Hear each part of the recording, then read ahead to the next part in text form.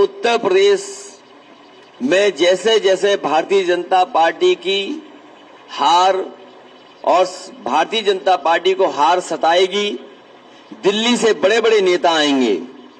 कोई नेता भारतीय जनता पार्टी का बड़ा बचेगा नहीं जो उत्तर प्रदेश में ना आए। और अभी तक इन्हीं का इंतजार था कि इनकम टैक्स कब आएगा डिपार्टमेंट। अभी तो इनकम टैक्स आया है, ईडी आएगा, सीबीआई आएगी, न जाने कौन कौन सी संस्थाएं आएंगी, अफवाहें फैलाई जाएंगी, साजिश की जाएंगे, षड्यंत्र की जाएंगे, लेकिन उसके बावजूद भी साइकिल की रफ्तार कम नहीं होगी, रथ की रफ्तार कम नहीं होगी।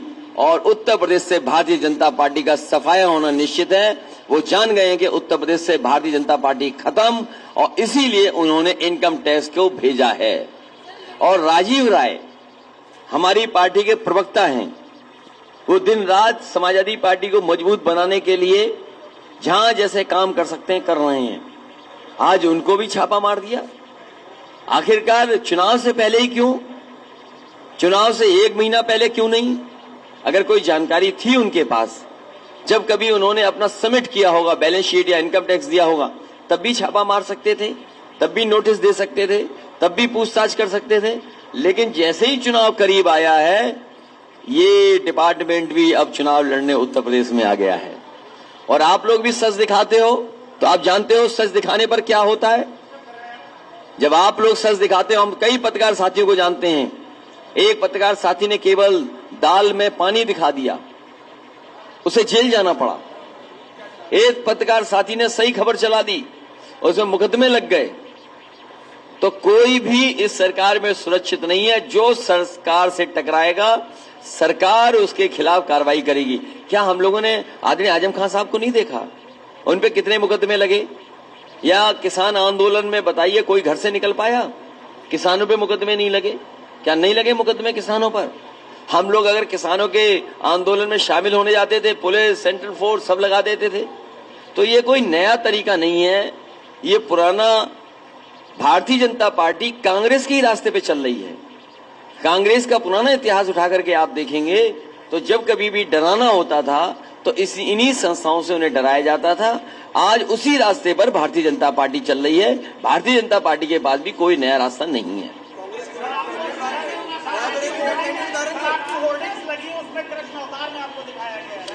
ये तो अच्छी बात है, ये तो अच्छी बात है। मैं उस कार्यकर्ता को बधाई देता हूं। कम से कम इनको जगाइए कि आज जरूरत है ऐसी चीजों की। भारतीय जनता पार्टी को जगाइए। ये जगाने के लिए पोस्टर उस कार्यकर्ता ने लगाए होंगे, लेकिन मैं उससे कहूंगा कि हम अवतार नहीं हैं, हम अवतार नहीं हैं। वो कृष्ण के अवतार, कृष्ण हैं खुद अवतार भगवान विष्णु के, लेकिन हम लोग अवतार नहीं है।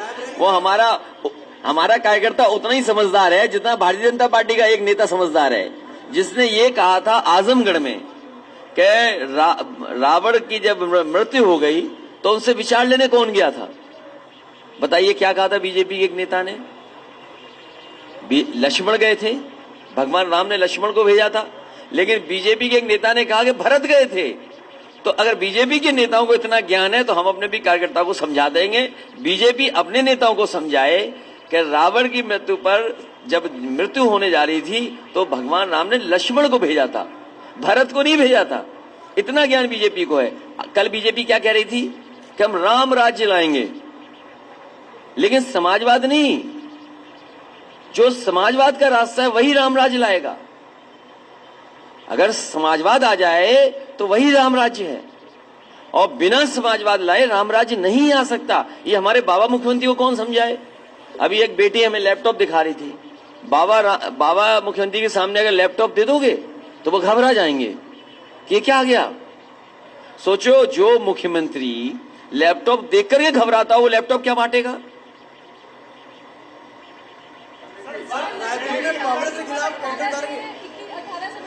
ये बहुत अच्छी बात है, लेकिन साथ साथ बेटियां अगर खड़ी हों, समाजवादी पार्टी ने हमेशा सम्मान किया है और बेटियों का सम्मान जैसे कर सकते हैं वैसे किया है।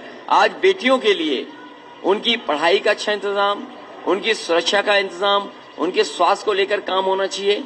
और 21 साल की उम्र हो गई है तो कम से कम बेटी अपने पैरों पर खड़ी हो जाए। वो नौकरी और रोजगार भी सरकार को देना चाहिए, क्योंकि अगर समाज में वो अपने आप खड़ी होना चाहती है और उसको अगर एम्पावर करना चाहते हैं आप, उसको वो अपने हक के लिए खुद खड़ी हो, तो कम से कम उसको फाइनेंशियल भी ऐसा बनाया जाए जिससे वो खुद अपने फैसले ले सके। मुझे खुशी होगी जब 21 साल की बेटी को नौकरी मिल जाए, फाइनेंशियली सपोर्ट मिल जाए इतना कि वो खुद अपने निर्णय ले सके।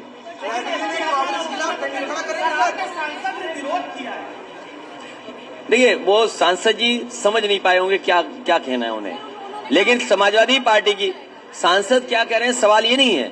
सवाल ये है कि समाजवादी पार्टी क्या कह रही है। समाजवादी पार्टी का मानना है कि लड़कियां, बेटियां, बहनें अपने पैरों पर खड़ी हों और अपना हक और सम्मान खुद पाएं, और उसके लिए सरकार और परिवार को जो कुछ कर सकते हैं करना चाहिए।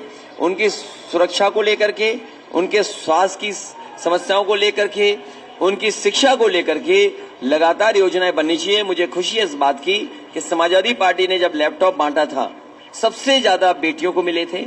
जब समाजवादी पार्टी ने 1090 सुरक्षा को लेकर के उनकी मदद करने का काम किया था, तो सबसे ज्यादा बेटियों को उससे मदद मिली थी। विद्याधन से बेटियां पढ़ने लगी थी। समाजवादी पेंशन जो माताओं बहनों को दे रहे थे, उनका घर परिवार में सम्मान बढ़ा था।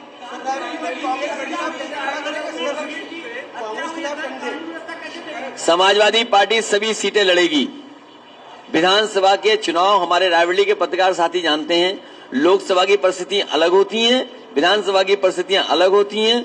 लोकसभा में जब कभी भी निर्णय लेता है तो कांग्रेस का समर्थन कई बार किया है, लेकिन विधानसभा के चुनाव में समाजवादी पार्टी हमेशा लड़ी है, आने वाले समय में लड़ेगी और पूरी की पूरी सीटें जीतेगी। एक बार तो 5 जीत गए थे हम, 1 चूक गए थे। इस बार 1 सीट की भी चूक नहीं होगी, सभी सीटें समाजवादी पार्टी जीतेगी। समाजवादी पार्टी अपने पुराने कार्यकर्ताओं का सम्मान करेगी।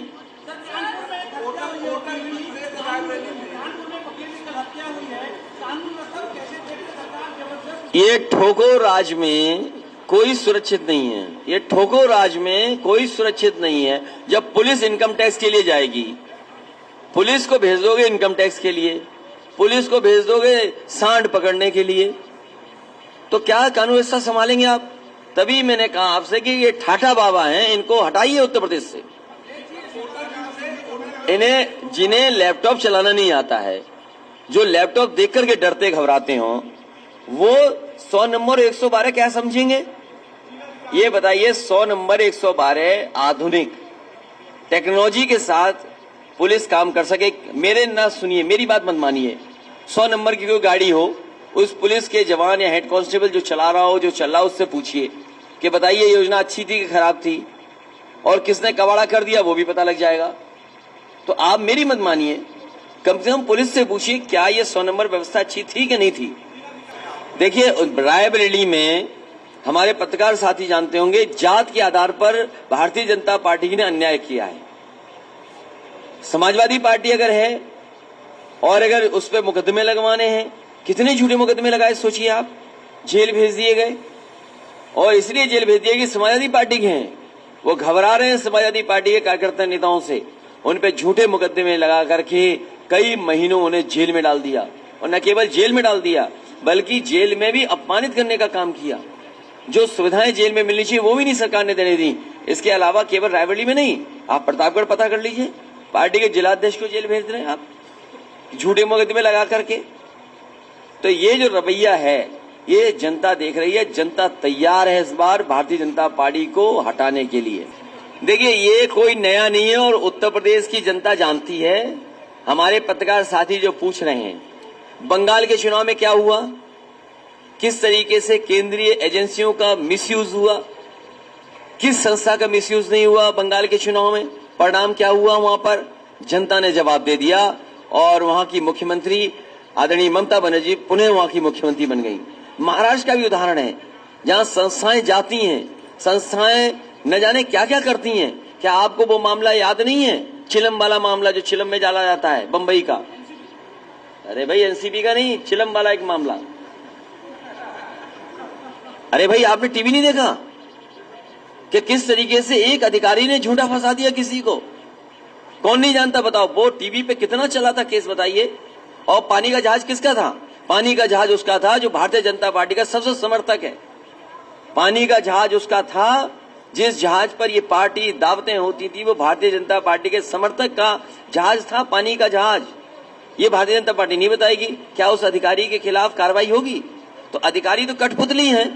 एक अधिकारी हम लाए थे यूपी में, उसने हमसे कहा कि जो कहोगे वो करेंगे हम। हमारी सरकार चली गई, उसने वही रटा हुआ था कि जो कहोगे वो करेंगे। तो बताओ आदरणीय आजम साहब को फंसाया कि नहीं फंसाया?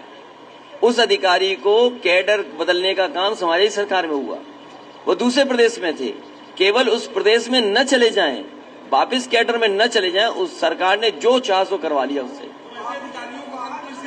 अरे पहले जनता से अपील करेंगे, ये जनता का चुनाव है, ये सीबीआई इनकम टैक्स का चुनाव नहीं है। कब हुई मुलाकात? तुम बता दो अगर मुलाकात हुई हो तो। बीजेपी के संपर्क में है वो। और ये बेटी जो कह रही है, बहन जो कह रही है, वो सही कह रही है। बेरोजगारी महंगाई पर बहस न हो जाए, किसानों को अपनी पैदावार की मूल्य न मिल जाए, उनका डबल न मांग लें कि आय दोगुनी कब करेंगे, इसलिए जानबूझ करके इनकम टैक्स भेजा जा रहा है कि आप भी इनकम टैक्स से पूछो सवाल, हम भी पूछें। अच्छा इनकम टैक्स है, बैलेंस शीट है, दिखाएंगे वो जो जवाब तलब होगा, जो उन्हें दिखाना है वो अपना दिखाएंगे, अपना वकील करेंगे, सब बात है। लेकिन वो लड़ाई हमारी नहीं है। हमारी लड़ाई जो बहन बता रही वही है कि महंगाई कब कम होगी, नौजवानों को रोजगार कब मिलेगा, किसानों की आय दोगुनी कब होगी, और उत्तर प्रदेश से ठाठा बाबा कब विदा होंगे।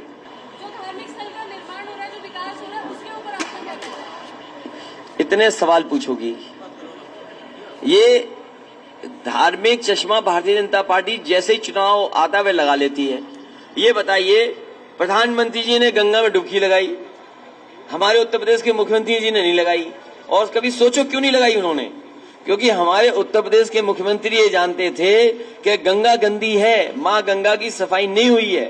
पूरा यमुना का गंदा पानी गंगा में जा रहा है, पूरा हिंडन का गंदा पानी गंगा में जा रहा है, पूरा काली नदी का गंदा पानी उसमें जा रहा है गंगा में, पूरा गोमती का गंदा पानी गंगा में जा रहा है। वो हमारे माननीय मुख्यमंत्री जी जानते थे कि गंगा में पानी जो बह रहा है वो गंदा है, इसीलिए नहीं उन्होंने स्नान किया, न डुबकी लगाई। उन्होंने कहा प्रधानमंत्री डुबकी लगाए तो लगा ले, गंदा कहां पानी है। सवाल ये, आप समझते नहीं बात को।